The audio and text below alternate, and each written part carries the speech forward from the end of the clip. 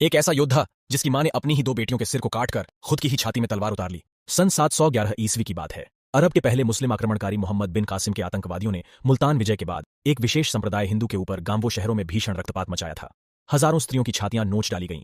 इस कारण अपनी लाज बचाने के लिए हजारों सनातनी किशोरियां अपनी शील की रक्षा के लिए कुएं तालाब में डूब मरीं। लगभग सभी युवाओं को या तो मार डाला गया या गुलाम बना लिया गया। एक बालक था तक्षक, जिसके पिता कासिम की सेना के साथ हुए युद्ध में वीरगति को प्राप्त हो चुके थे। लुटेरी अरब सेना जब तक्षक के गांव में तो हाहाकार मच गया। स्त्रियों को घरों से खींच खींच कर उनकी देह लूटी जाने लगी। तक्षक और उसकी दो बहनें भय से कांप उठी थीं।